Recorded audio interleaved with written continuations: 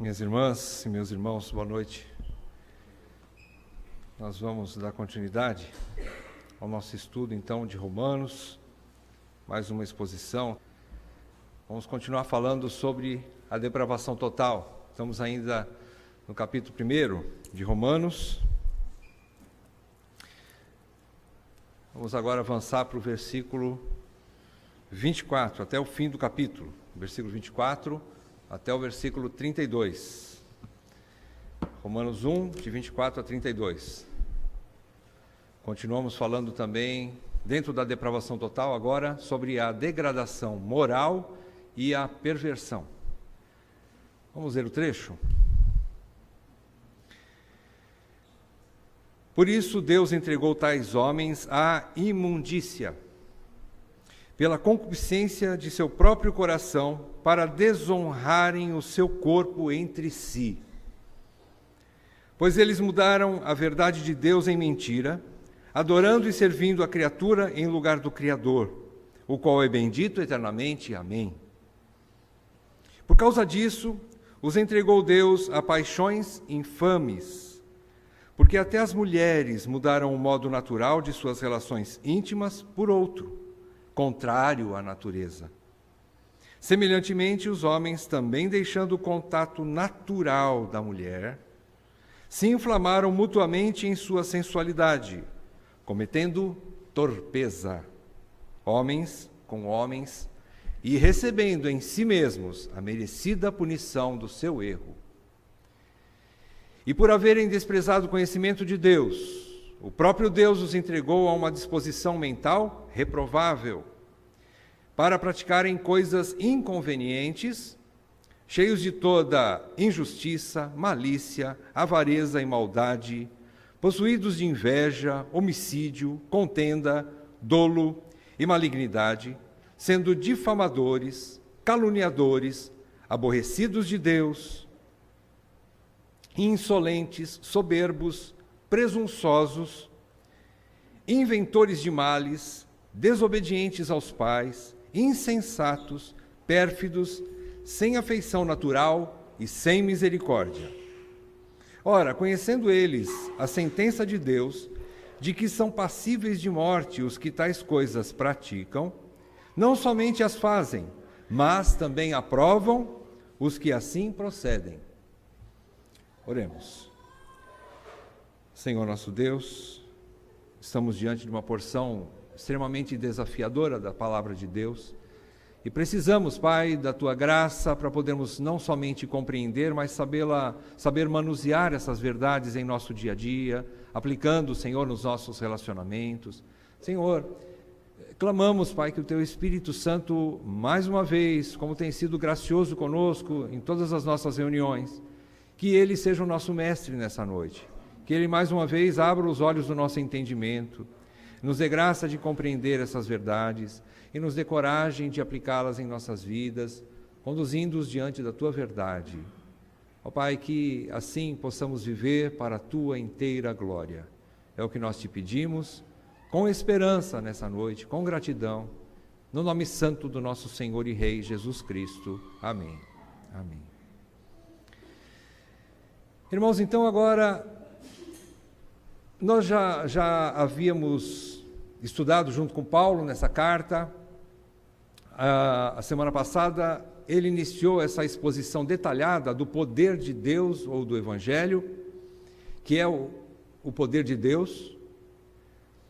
Paulo começou a dar alguns detalhes sobre esse poder e nós vimos que ele começou no versículo 18 falando sobre uma péssima notícia, né? Para quem vai falar do Evangelho de amor, ele começou falando, parece que de uma maneira muito difícil da gente poder engolir. Ele fala sobre a ira de Deus. Há uma ira de Deus, né?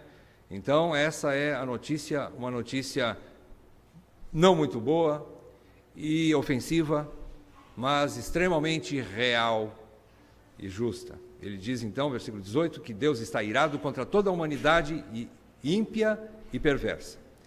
Paulo está mostrando então que não dá para nós evangelizarmos, não dá para fazermos isso sem entrar no núcleo do problema humano. Não dá para a gente falar sobre o verdadeiro evangelho sem falar sobre a verdadeira situação do homem caído. E ele menciona então, nesses primeiros versículos que nós estudamos, do versículo 18 até o versículo 23, ele começa a expor sobre essa rebelião contra Deus. O homem rejeitou a verdade sobre Deus. Deus se manifestou de duas maneiras para toda a humanidade. Aqui ele está falando para toda a humanidade. Ele não está falando somente para os crentes. Todo homem tem em si mesmo e em volta dele muitas, não poucas, evidências da existência de um Deus soberano, poderoso, criador de todas as coisas. Nós vimos que então o homem tem a sua consciência que fala para ele, que prega para ele todo dia, toda hora. E ele tem uma natureza em volta dele, ele tem uma criação toda em volta dele que fala que existe um Deus grande, um Deus soberano, um Deus justo. E ainda assim, a palavra de Deus, Paulo diz que o homem suprime essa verdade, ele rejeita essa verdade, ele detém essa verdade pela sua própria injustiça. Vimos tudo isso, né? Paulo afirmou que o homem está rejeitando o verdadeiro Deus e não glorifica nem lhe dá graças. E esse homem que faz isso, Paulo diz então que esse homem torna-se louco no versículo 21. Perdão, versículo 22. Inculcando-se por sábios, obrigado, irmão. Inculcando-se por sábios, tornaram-se loucos. Esses homens que rejeitaram a revelação de Deus, que rejeitaram aquilo que Deus havia lhes manifestado, eles tornaram-se loucos em seus próprios raciocínios. E eles começam então, no versículo 23, a fazer os seus deuses a sua imagem e semelhança. Inverteram a coisa. Deus havia feito o homem à sua imagem e semelhança, a imagem e semelhança de Deus. O homem rejeita a verdade de Deus e começa a fazer deuses para si mesmos, conforme ele, conforme o seu bom prazer, conforme o seu próprio entendimento. E ele começa fazendo deuses segundo a imagem do próprio homem corruptível, e depois ele diz que também na semelhança de aves, quadrúpedes e répteis. Então veja a idolatria aqui. Então, o primeiro ponto que Paulo diz, o homem rejeitou Deus. E por tudo isso que ele fez, o homem então torna-se, versículo 20, no final do versículo 20, indesculpável. Não há um ser humano que é isento de culpa. Toda a humanidade é, diante de Deus, indesculpável. Então ele começa dizendo isso. E realmente não é uma boa notícia. Bom, hoje nós vamos ver o resultado de tudo isso. Se o homem, então, rejeitou a Deus, Deus agora resolve puni-lo. Paulo descreve que essa rebelião do homem contra Deus trouxe uma retribuição ou uma manifestação da ira de Deus no tempo presente. Paulo vai descrever que há uma ira de Deus já na humanidade. Deus já manifestou a sua ira. Isso ele vai explicar agora para nós. Cuidado, irmãos. Caiu um pedaço de reboque ali. Bom, há uma ira de Deus. Essa ira, na prática, como é que ela se manifesta? Vamos ver então. A primeira parte do versículo 24, dos versículos 24 até o 27, essa manifestação da ira de Deus se apresenta pela degradação moral. Ou seja, é a rebelião contra si mesmo, é a rebelião do homem contra si mesmo. Nós vamos ver do versículo 24 até o 27. Em segundo lugar, essa manifestação dessa punição de Deus, ou dessa ira de Deus, do versículo 28 até o versículo 31, nós vamos ver ali a perversão do homem. O que seria a perversão do homem? Seria a rebelião do homem contra a sua própria raça, contra o seu semelhante. Então, primeiro contra o seu próprio corpo, contra si mesmo, e depois contra toda a sua própria raça. O homem se manifesta, e isso é a própria manifestação da ira de Deus. Já está acontecendo isso. Então, Paulo começa, aliás, para nós termos um pano de fundo bem rápido a respeito do assunto, se você pegar o versículo 24, versículo 26, o início dos dois versículos, 24, versículo 26, e o versículo 28, nós vamos observar uma coisa bastante interessante que parece algo repetitivo de Paulo. Ele diz no versículo 24, por isso Deus entregou tais homens à imundícia. Deus entregou. Versículo 26, por causa disso, novamente relacionado ao que ele disse antes, por causa disso, Deus os entregou, Deus a paixões infames. Versículo 28, e por haverem desprezado o conhecimento de Deus, o próprio Deus os entregou a uma disposição mental reprovável. O que é que Paulo está querendo dizer aqui? Ele está querendo dizer, por causa da própria decisão do homem, por causa da própria postura do homem, Deus os entregou. Quando ele fala por isso, no versículo 24, ele já está ligando ao que ele falou acima, por causa da idolatria, por causa da rejeição de Deus, por causa do homem ter rejeitado a revelação de Deus, agora Deus então o entrega. Veja que a palavra entregou, ou a ação de Deus aparece no versículo 24, no versículo 26 e no versículo 28. O que quer dizer isso? Quer dizer que Deus já está agindo na humanidade, entregando-a. Quando Deus entrega o homem a si mesmo, ou seja, o homem abriu mão de Deus, quer dizer que agora Deus abre mão do homem também. Ele já está exercendo o seu juízo nesta geração, isso está falando no tempo presente, desde o início da humanidade. A retribuição de Deus, então, é simplesmente deixar o homem como ele está.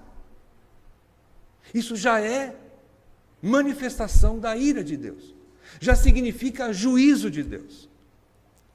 Olha que coisa interessante. A gente pode dizer, então, que o maior castigo de Deus para o homem ímpio, para aquele que rejeita a Deus, é Deus dizer para esse homem, seja feita a tua vontade, ó criatura. Irmãos, não há juízo em vida maior do que esse, não há. Deus falar assim, olha, então você está entregue a si mesmo. Eu o rejeito e digo, seja feita a tua vontade. Irmãos, isso é a manifestação da ira de Deus no presente.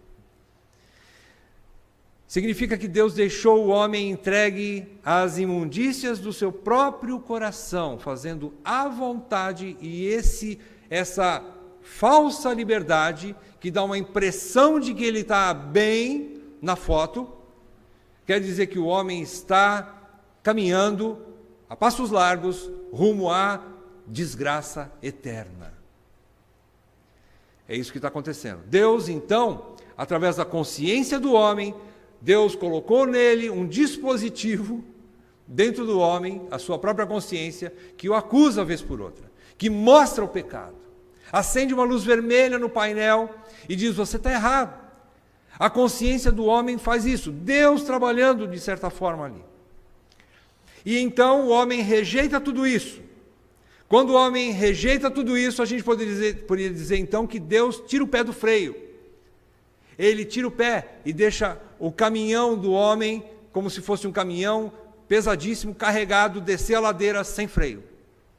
O homem assim está rumo à perdição eterna. Ele não precisa fazer mais nada. Nem Deus, nem o diabo. O homem já está em condenação. Ele já permanece sobre a ira de Deus. Então os homens tiraram a luz de Deus de suas vidas, aquilo que poderia trazer clareza e verdade para eles, os homens rejeitaram. Tiraram essa luz de suas vidas, a luz divina. Então Deus os deixou em suas próprias trevas. O homem apagou a luz. E Deus falou, então não acendo. Deus permaneceu, manteve-os dessa forma. João, o Evangelho de João, capítulo 3, versículo 19. João, quando relata ali sobre a vinda de Jesus Cristo, e no versículo 19 do capítulo 3 do Evangelho de João, João relata o seguinte, o julgamento, olha só, o julgamento é este, 2 pontos, que a luz veio ao mundo, e os homens amaram mais as trevas do que a luz. E João explica por quê? porque as suas obras eram más. Eles não quiseram dar lugar à luz, à verdade. Eles mesmos recusaram a verdade a respeito de Deus e a respeito de si mesmos. Deus os deixou. Simplesmente os deixou. E Paulo diz que no versículo 24, ele termina dizendo que para eles desonrarem o seu corpo entre si. O que Paulo quer explicar com isso? Ele quer dizer que a humanidade ímpia, ele já havia dito, aliás, no versículo 23, que a impiedade, a humanidade ímpia, já havia mudado a glória de Deus, do Deus incorruptível, em semelhança do homem corruptível, bem como de aves, quadrúpedes e répteis. Então, no versículo 23 ele diz isso, no versículo 25 ele repete em outros termos, mas é quase a mesma coisa, e Paulo diz no versículo 25, pois eles, os homens ímpios, mudaram a verdade de Deus em mentira, adorando e servindo a criatura em lugar do Criador, o qual é bendito eternamente. Amém. Então Paulo está querendo dizer o seguinte, bom, já que os homens desonraram a Deus, Deus os desonrou. Deus os desonrou. Tirou a honra da humanidade. Eles que eram para ser a imagem e semelhança do Deus Santo, para ser a imagem perfeita, a representação perfeita de Deus na terra. Deus retira essa honra do homem e os desonra. E Paulo diz que é em seu próprio corpo. É isso que a gente vai ver agora. Então Deus os puniu, desonrando-os entre si. E Paulo agora mostra na prática. Ele vai dar detalhes sobre esse tipo de desonra, sobre essa maneira com que aconteceu no corpo deles, em primeiro lugar. E ele fala então, qual é essa manifestação dessa punição divina? Em primeiro lugar, a primeira manifestação, no versículo 24, diz que Deus os entregou, tais homens, à imundícia. Primeira manifestação aqui, dessa desonra. Paulo chama de imundícia. Irmãos, esse termo no original, ele quer dizer impureza sexual. Ele quer dizer sensualidade. Então quer dizer que Deus entregou a humanidade ímpia à sensualidade. O que seria isso? Quais as manifestações mais conhecidas, não é, na nossa cultura sobre a sensualidade ou a impureza sexual? É o que Paulo está tratando aqui. São as relações sexuais ilícitas. Quais são elas? Adultério, prostituição, poligamia, zoofilia, pedofilia. E se tiver mais alguma filia a mais, eu não lembro agora. Mas é mais ou menos isso. São as principais, as mais conhecidas e as mais frequentes. Então tudo isso, Paulo diz que Deus entregou tais homens a isso. É histórico já um relato de que quando o homem abandona a Deus, a primeira coisa que ele faz é a perversão sexual, ou a imoralidade sexual. Ele cai num abismo sexual. O homem, quando abandona Deus, parece que Deus tira o freio, primeiramente, da área sexual do homem. Estou falando do gênero humano, né? Da raça humana, do homem e da mulher. Abandona a Deus. Parece que uma das primeiras coisas que eles caem, não necessariamente seja isso em primeiro lugar, mas é algo bastante frequente. Quando o homem abandona Deus, ele começa a prática da sensualidade, desses tipos de pecados. Não é? Acompanhem comigo 1 Coríntios, capítulo 6. Paulo vai escrever então sobre esse corpo. Ele falou aqui no versículo 24, para desonrarem o seu corpo entre si. Vamos ver o que significa desonrar o corpo. O que Paulo explica melhor aqui para nós? Na carta aos Coríntios, 1 Coríntios, capítulo 6. Vamos ler juntos do 15 ao 18. Acompanhem comigo, eu vou ler. Do 15 ao 18, capítulo 6. Não sabeis que os vossos corpos são membros de Cristo? E eu, porventura, tomaria os membros de Cristo e os faria membros de meretriz? Absolutamente não. Ou não sabeis que o homem que se une à prostituta forma um só corpo com ela? Porque, como se diz, serão os dois uma só carne. Ele está mencionando Gênesis, capítulo 2. Versículo 17. Mas aquele que se une ao Senhor é um espírito com ele. Agora vejam o versículo 18 com mais atenção. Fugir da impureza.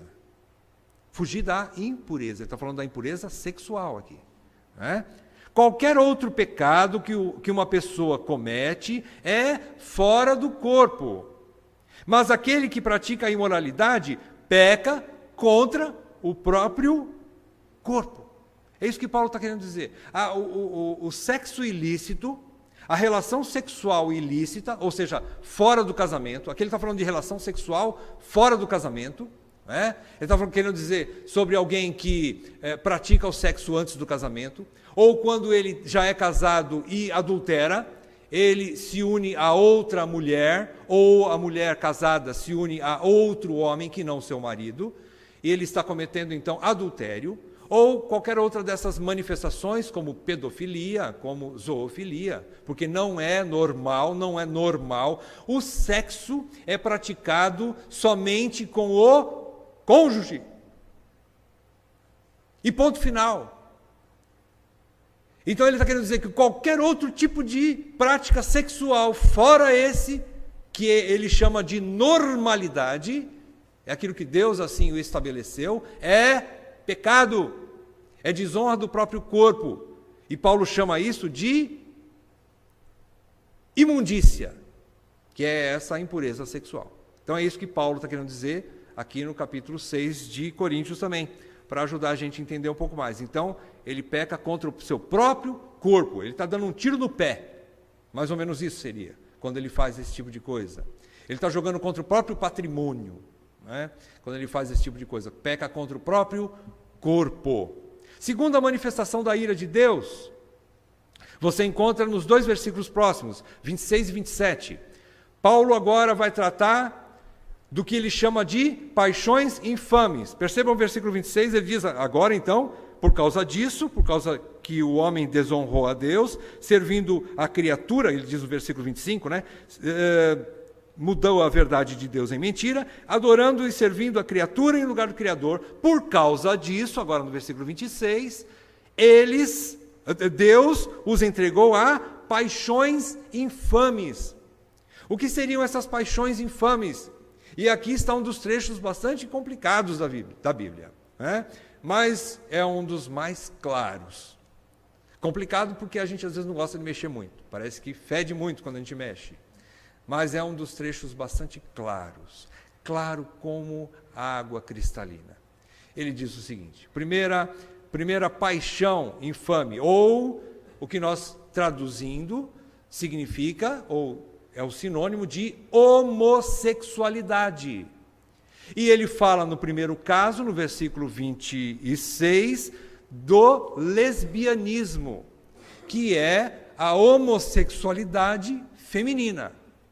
Ele diz no versículo 26, porque até as mulheres mudaram, preste atenção nesse termo, modo natural. Qual é o modo natural da mulher? É juntar-se com um homem.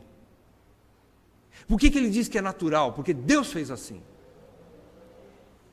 Então ele diz que isso é antinatural. Quando mulher se junta com outra mulher e tem relação sexual ou se casam.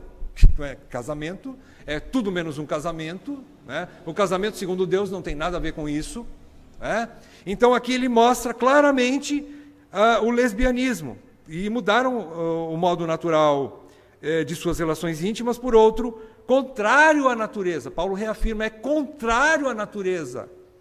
Então ninguém nasce lésbica, ninguém nasce homossexual. E ele vai tratar no versículo 27 também da sodomia. O que é sodomia? Sodomia é o ajuntamento ou a relação sexual entre dois homens. E é o homossexualismo masculino, chamado de sodomia. Ele diz semelhantemente, os homens também, deixando o contato natural da mulher. Veja de novo, o contato natural da mulher. Deus fez assim, ninguém nasce homossexual. Ele nasceu naturalmente homem. Ela nasceu naturalmente mulher. Mas eles mudaram isso. Por quê? Deus os entregou a essas paixões, a esse pecado. Porque eles rejeitaram Deus. E ele diz então, se inflamaram, as mulheres se inflamaram mutuamente em sua sensualidade, cometendo torpeza, agora é homens, né? Cometendo torpeza, homens com homens, e recebendo em si mesmos a merecida punição do seu erro. Então Paulo agora está dizendo que a segunda maneira que Deus pune a humanidade, a primeira é com relações sexuais ilícitas. A segunda agora é com o homossexualismo. Eles acabam com o seu próprio corpo, juntando-se em pessoas do mesmo sexo. Então isso é mais uma prova do justo juízo de Deus, a manifestação dele já neste presente tempo. Lembre-se disso, tudo isso é agora, já está acontecendo isso. Então quando a gente ouve todas essas coisas, principalmente da visão liberal, não, irmão, nós temos que aceitar tudo isso, porque isso é normal, é natural. Não é natural, de forma alguma, não é natural. Isso nós não podemos deixar essas coisas entrar na cabeça da gente, irmãos. Isso é antinatural, é contra a vontade de Deus, ninguém nasce dessa forma. Aí vem aquela história, né, comprida, né, e vem gente que conta assim, mas e aquele que me esqueci de marcar o nome agora, quando a pessoa tem os dois sexos, né, hermafrodita. E o hermafrodita, ora, quantos hermafroditas nascem no mundo? São raros, é raro, pode acontecer. É uma raridade. Mas, no geral, todos nascem ou homem ou mulher. E ele muda isso. Ele mudou a glória de Deus, rejeitou a glória de Deus, e ele muda a sua própria glória, seu próprio corpo, e transforma-se no sexo oposto. É isso que ele faz. Isso é rejeição da verdade de Deus. É isso que ele está fazendo. Então, segundo ponto aqui, e a gente percebe isso, leiam comigo, Levíticos, capítulo 18, versículo 22... Levítico capítulo 18, versículo 22.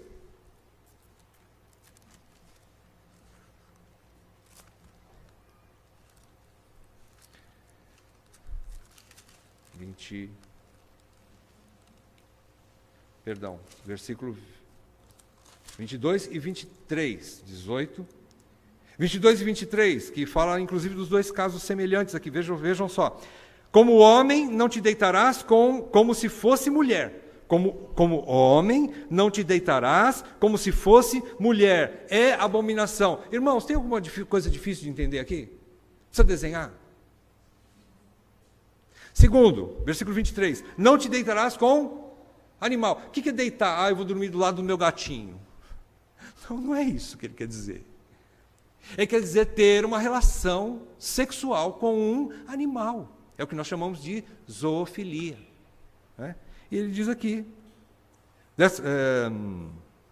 para te contaminares com ele, com o animal. Nem a mulher se porá perante um animal para juntar-se com ele. É confusão. Bom, aí vem a ira de Deus sobre tudo isso. O que Paulo o que Moisés relata aqui em Levítico? Ele está dando uma ordem, está dando uma lei, está estabelecendo um princípio de Deus. Né? Porque lá no começo, Deus, capítulo 1 de Gênesis, versículo 27, ele deixou bem claro.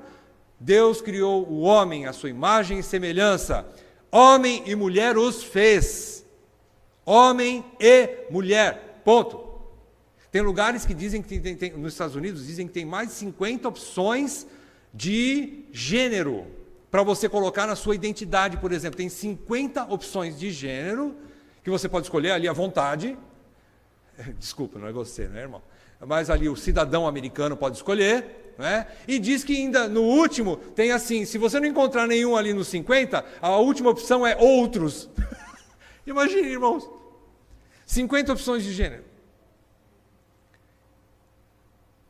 Natural isso? De forma alguma. Uma afronta ao Deus Criador. Uma afronta à maneira com que Deus criou homem e mulher bastante definidos. Sem dúvida. Não é? Bom, isso então falou sobre as paixões infames. Não é? Gênesis 2, 24 e 25 também diz, eu não vou ler, vou só citar para os irmãos, mas é exatamente isso que depois Moisés aplica para evitar o erro nos versículos 24 e 25 de Gênesis capítulo 2. Qual é a distorção? É o que ele já diz em Levítico 18, versículo 22, que isso não aconteça, jamais. Porque ele diz lá no versículo 24 e 25 do capítulo 2 de Gênesis, que o homem, quando ele se casa, ele separa-se dos seus pais, né, e deixa o homem, pois, pai e mãe, e unir-se-á a sua, não é a mulher, ou seja, como se diz assim, qualquer uma, ou muitas, não. Ali o texto é bem claro, e unir-se-á a sua mulher. E ele diz no versículo 25 que estavam nus, homem e mulher estavam nus, homem e sua mulher estavam nus e não se envergonhavam. O que quer dizer isso? Quer dizer que a relação sexual íntima, sem nenhum pecado, santa, pura, e que glorifica a Deus, é entre marido e esposa, e ponto final. Não é? Então isso fica bem claro, irmãos, não tem dúvida aqui, não é? Até mesmo agora diz que inventaram uma nova versão de Bíblia, uma Bíblia focada no homossexualismo, que tem algumas distorções de algumas palavras. Não é? E isso acontece, existe mesmo, agora tem. Não é? Graças a Deus pela versão Almeida, né, que nós somos tradicionais, conservadores e fundamentalistas, né, e com tudo isso ainda é capaz da gente ainda ter dúvida. Né? Mas, graças a Deus pela palavra imutável de Deus. Não é?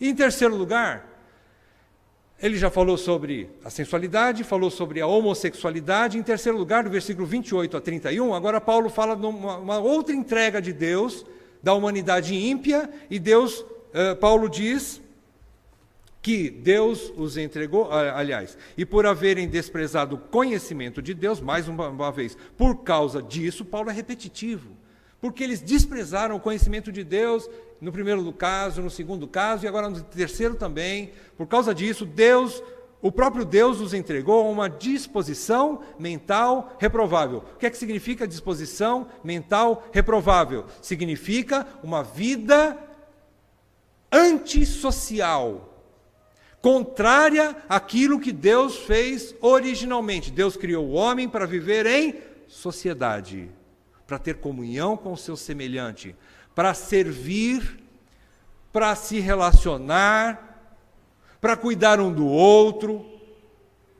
E o homem agora, nessa disposição mental reprovável, ele começa a se sentir o dono da sua própria vida, ele se torna então exclusivista, ele torna-se egocêntrico, ele é o centro do universo, o mundo gira em torno dele, e por isso, então, Paulo relata aqui, irmãos, 21 pecados originados justamente da centralidade do homem em si mesmo, do egocentrismo. Paulo relata, agora por último, que o homem se tornou exclusivista, desrespeitoso com o próximo. É isso, se você perceber, nós não vamos ler, porque não dá tempo de explicar um por um, mas são 21 tipos de atitudes, né? de atitudes do homem que ferem o próximo. E ele vai relatar aqui, vocês percebam aí, do versículo 29 até o 31, são 21 pecados que não há nenhuma outra carta de Paulo. Ele relata algumas vezes alguns pecados em outras cartas. Nenhuma é tão extensiva e exaustiva como essa aqui. Aqui ele dá 21 detalhes a respeito do pecado do egocentrismo, dessa disposição mental reprovável, porque agora nem o próprio homem aprova o que o outro homem faz. É reprovável.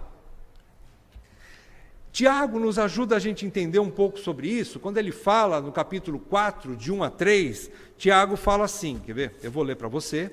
Capítulo 4 de Tiago, do versículo 1 ao versículo 3, de onde procedem guerras e contendas que há entre vós? De onde, senão dos prazeres que militam na vossa carne? Veja o versículo 2, cobiçais e nada tendes, matais e invejais e nada podeis obter. Viveis a lutar e a fazer guerras, nada tendes porque não pedis. Versículo 3, pedis e não recebeis. Por quê? Tiago explica, porque pedis mal para esbanjardes em vossos prazeres. O homem tornou-se o centro. Agora, tudo que ele faz é para ele. E quando ele faz tudo para ele, ele fere quem está do lado. Não dá para a pessoa que é orgulhosa, egocêntrica, não dá para conviver com ela. Ela é espinhenta, ela fere os outros. E você vê aqui a lista. O que nos chama a atenção nessa lista, não dá para falar sobre os 21, mas eu gostaria de trazer à baila um desses pecados. Ele está no versículo 30. O último do versículo 30. Ele diz, desobedientes aos pais. Mas não é tão grave assim, né? Desobediente aos pais. Sabe o que significa isso? Significa que o homem é pecador desde o berço, desde a sua meninice. Vejam que hoje é até bastante bonito para a sociedade liberal, quando uma pessoa, um filho, ele rejeita o pai, ele mostra-se o dono do seu próprio nariz, começa a tomar suas decisões, começa a se rebelar contra pai e mãe. E a grande maioria da nossa sociedade hoje vai bater palma para ele. Menos Deus. E aqui, irmãos, é o berço de toda a nossa... Porque o pai e a mãe é a representação da divindade dentro do lar. É a representação da autoridade de Deus dentro da família. Rejeitou pai e mãe, meu amigo. Abriu a porteira. Não vai passar só um boi, vai passar uma boiada. Rejeitou pai e mãe, meu amigo. Difícil ter cura. Quando a rebelião é obstinada, tem um texto no Velho Testamento que diz, quando a rebelião é obstinada, o filho é obstinado. Quando não tem jeito mais, naquela época, né? Hoje não mais, viu pai e mãe, não precisa mais fazer isso, mas naquela época apedrejavam fora da cidade, fora do arraial. O filho, quando ele é obstinado em sua rebelião, apedrejavam o filho. Quem eram os primeiros que atacavam a pedra? O pai e a mãe. Eram os primeiros que apedrejavam. Por quê? Porque tipo assim, não tem jeito. É crônico, é incurável. Chegou num ponto, consciência não fala mais, Deus falando não fala mais, a lei de Deus não fala mais, os líderes religiosos já não têm mais valor. E pai e mãe já ficou para trás muito tempo, né? Porque o pai e mãe começam a pedir ajuda. E aí já acabou. Então, percebam, é desde o berço. Agora, Paulo fecha, irmãos, o assunto no versículo 32, novamente, de uma maneira sombria. Parece que a gente só está falando meio que sombrio aqui, né? Uma coisa meio sinistro. Mas ele fecha o versículo 32 dizendo o seguinte: ora, conhecendo eles a sentença de Deus de que são passíveis de morte os que tais coisas praticam. Primeira parte desse versículo, Paulo está querendo dizer o seguinte, que os homens pecam conscientemente. Ele está dizendo que, conhecendo eles quem? Esses homens que rejeitam Deus, que acham que estão fazendo bonito, desonrando os seus próprios corpos, e agora rejeitando o próximo, começando em casa. Eles acham que eles estão fazendo muito bem isso, e eles conhecem que eles sabem que tudo isso está errado.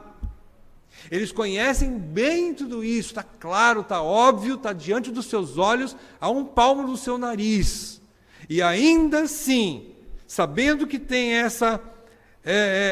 são passíveis de morte, os que tais coisas praticam, eles ainda assim praticam. Eles praticam. Em primeiro lugar é isso. Sua própria consciência os acusa.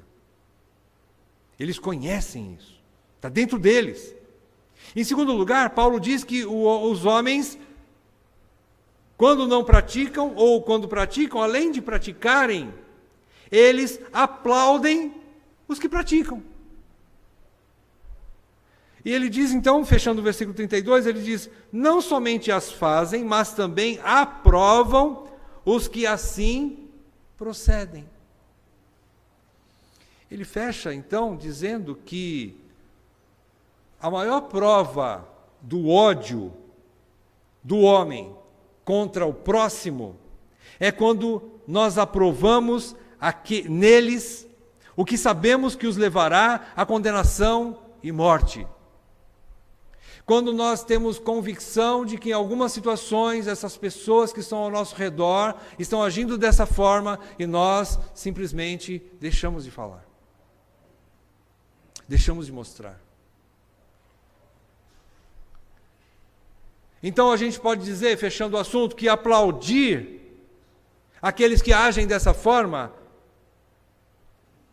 aplaudir aqueles que estão na imoralidade, na sensualidade, aqueles que se vestem mal. O que seria também a sensualidade? Sensualidade é óbvio, é aqueles que se mostram para vender o seu próprio corpo, né? Por que uma mulher se veste mal? Porque ela quer que os outros vejam e tenham desejo por ela. Por que o homem se veste mal? Da mesma forma. A sensualidade é contrária à natureza. E não só a sensualidade, mas especialmente a homossexualidade e inclusive também a rebelião, a pessoa que é rebelde contra outras pessoas. E aplaudir tudo isso é demonstrar ódio e tornar-se cúmplice deles. É dizer assim, eu não me importo com o seu destino no inferno. Eu não me importo com o seu final. É isso. É isso que Paulo fecha aqui. Ele está querendo dizer, se nós aplaudirmos isso, nós estamos sendo coniventes e nós estamos deixando, então, que aquela pessoa encaminhe a passos largos rumo à destruição eterna. É isso que está acontecendo. Algumas conclusões, antes de fazer a aplicação final, eu queria, para a gente poder deixar bem gravado na nossa mente o assunto dessa noite. Nós não esgotamos, não sei se vai voltar nesse texto, mas eu sei que coisas bastante desafiadoras, bastante reais, a gente já pode tirar para nós nessa noite. Em primeiro lugar, a título de conclusão, Paulo diz no versículo 27, no final do versículo 27, Paulo diz que, recebendo em si mesmos a merecida punição do seu erro. E depois ele diz aqui no versículo 32, bem no meio do versículo 32, Paulo diz, e conhecendo eles a sentença de Deus, de que são passíveis de morte. O que tudo isso significa? Primeiro, diz que eles já receberam em si mesmos a merecida punição, versículo 27. Nesse versículo agora, ele diz que há uma punição ainda a vir. Não chegou, é futura. São passíveis. O que nós entendemos? Em primeiro lugar, que Deus está irado com tudo isso. Deus está irado contra tudo isso. Em segundo lugar, a gente pode entender que, então, o juízo já é presente, no primeiro caso, do versículo 27, já é presente, pois Deus já os entregou a si mesmos e tirou o pé do freio, como eu já falei. Então, só para deixar bem claro na nossa mente. Deus já está punindo quando essas pessoas se acham o dono do seu nariz. Eu faço o que eu quero do meu corpo, eu faço o que eu quero da minha vida, e ninguém manda em mim, e eu ando do jeito que eu quero. Na sensualidade, na homossexualidade, na rebelião contra toda e qualquer autoridade. E guerreio para conquistar tudo que eu quero, porque eu mereço, porque eu quero isso, e eu agora, ninguém me segura. E dessa forma, então, Deus já o entregou.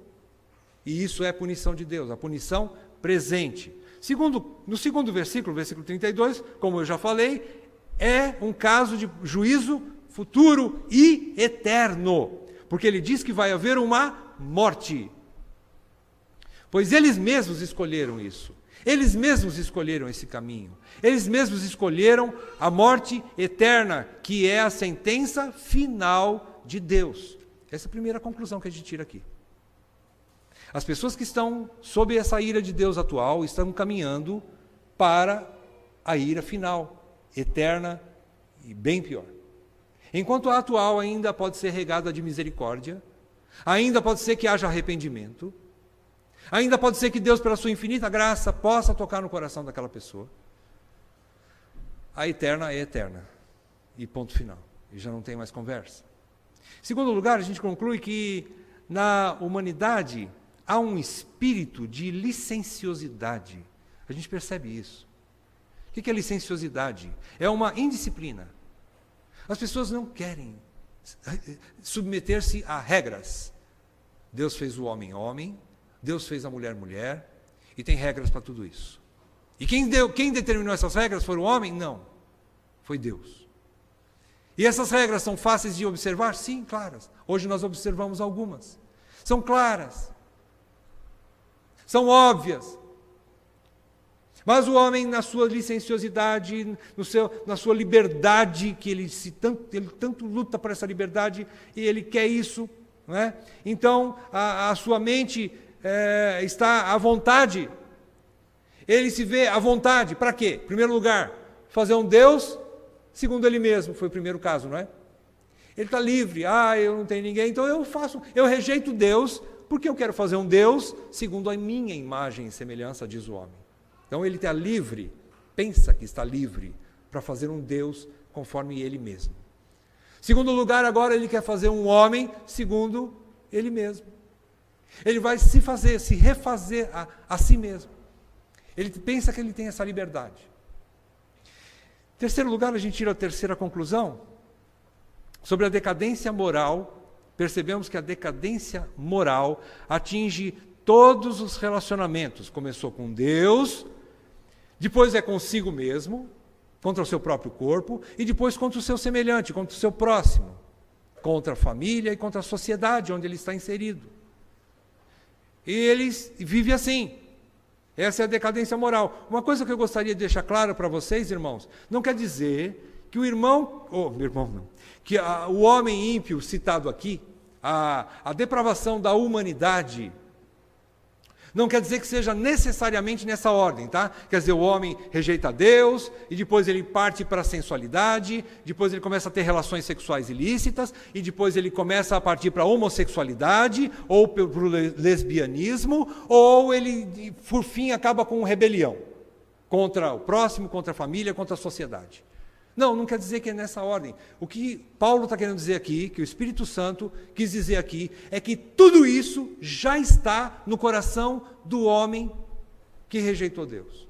Tudo isso está no coração. Talvez um homem desse aqui, uma pessoa dessa aqui, não vai partir para o homossexualismo, mas ele vai ser um rebelde.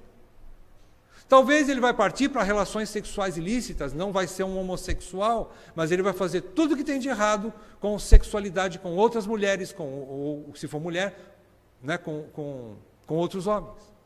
E assim vai. Então quer dizer que tudo isso está no coração do homem, originalmente. Agora, vejam bem, originalmente no sentido de ser pós-queda. Não foi Deus que colocou isso no coração do homem. Foi o homem em seu pecado, em sua rebelião contra Deus. Ele cavou isso para ele. Ele conquistou isso para ele. Pela sua própria mente, pelo seu próprio coração, pela sua própria loucura, o homem conquistou isso para ele. Então agora vamos às aplicações. Primeira aplicação que a gente precisa tirar é que, aliás, essas aplicações são bastante desafiadoras para a gente, né? Como eu já falei desde o início. Porque vira e mexe a gente pode travar algum relacionamento com alguma pessoa que está vivendo numa dessas situações bastante graves, bastante difíceis, né? Então, a sensualidade, a homossexualidade e a rebeldia não são naturais do homem por causa da origem pré-queda. Antes da queda.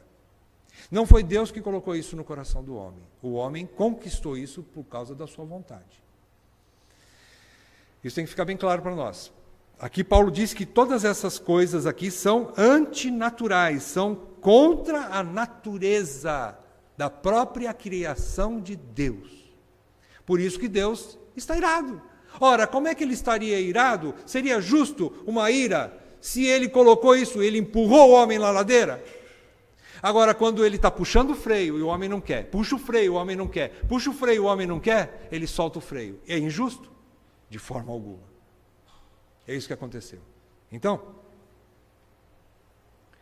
essas coisas não são naturais. E não podemos, então, aceitá-las como uma opção normal de gênero e de conduta. Nós devemos odiar o que Deus odeia e pune. Irmãos, nós precisamos ter isso no nosso coração. Agora, vem a segunda aplicação, complementando, na verdade, essa primeira. Como que a gente trata uma pessoa que se encontra nessa situação? Difícil, né?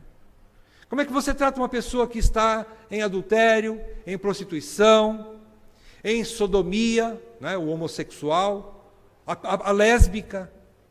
Como é que você trata uma pessoa rebelde, uma pessoa totalmente egocêntrica?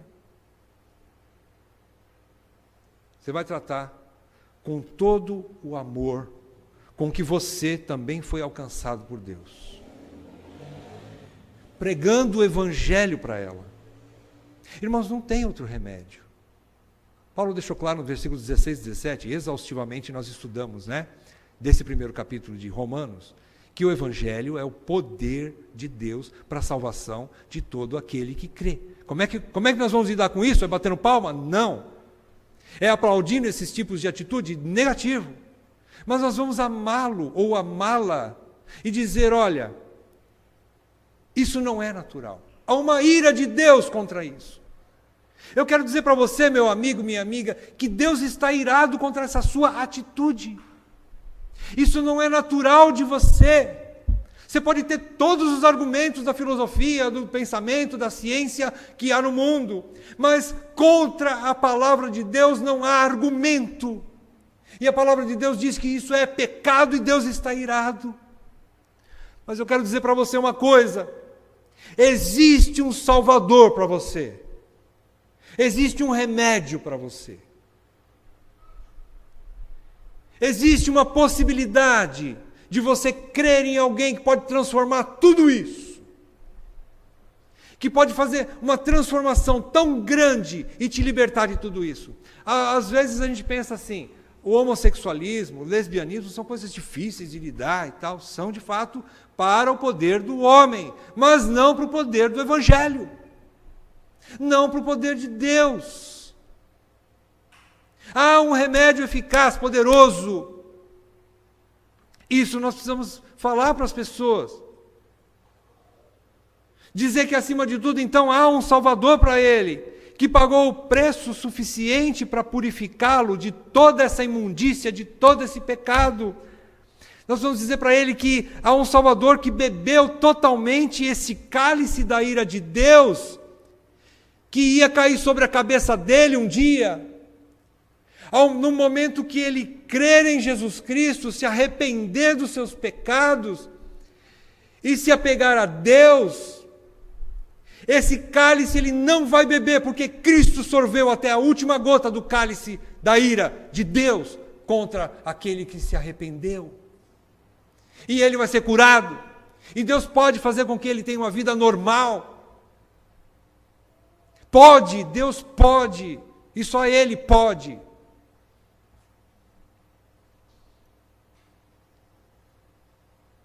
Esse Salvador que levou sobre si o castigo dele, ele deu graciosamente a sua justiça perfeita. Cristo pegou essa justiça dele, Jesus Cristo, e colocou sobre aquele que crê. E não há pecado ou culpa que pode ou que fica de fora, porque Jesus no seu sacrifício por nós, ele supriu toda a ira de Deus, ou a justiça de Deus. Consequentemente, para todo aquele que crê, o cálice da ira de Deus já caiu sobre o substituto, Jesus Cristo, o Cordeiro Santo de Deus. Já caiu sobre ele. É o único jeito, irmãos. Não tem outra maneira. Isso precisa ficar bem claro para o nosso coração. É assim que a gente vai tratar, irmãos.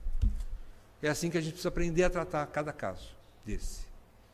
É por isso que Paulo falou no começo, que só o Evangelho é o poder de Deus. E agora ele vai falando, precisa realmente, não é? Concorda comigo, irmãos? Precisa de muito poder de Deus para salvar esse tipo de gente. Eu vou dizer uma coisa para você, não é diferente de mim ou de você. Porque tudo isso estava dentro de nós. Se você não praticou qualquer um desses pecados, foi graça e misericórdia de Deus, porque a potência de fazê-los piores do que qualquer outro aí na rua está dentro de mim, está dentro de você. Todos nós estávamos no mesmo barco, com as mesmas condições. E Cristo pagou o preço por todos nós e nos libertou. Muito bem, vamos fazer uma oração? Pai, nós te agradecemos pelas verdades que o Senhor nos ensinou hoje e pedimos que o Senhor nos ajude a praticá-las, se for o caso, Senhor. Ó Deus, como é difícil nós entendermos tudo isso. Isso é extremamente desafiador, difícil para nós, mas é possível, Senhor, nós podermos amar em situações tão difíceis, tão extremas como essas. Pedimos que o Senhor nos dê graça para isso, Senhor.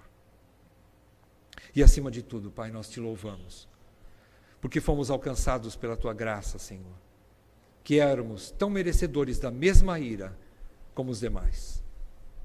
Nós te louvamos, Senhor, porque fomos alcançados por ti, porque nós estávamos também afastados de ti, rejeitávamos o Senhor, mas graciosamente a tua graça nos alcançou.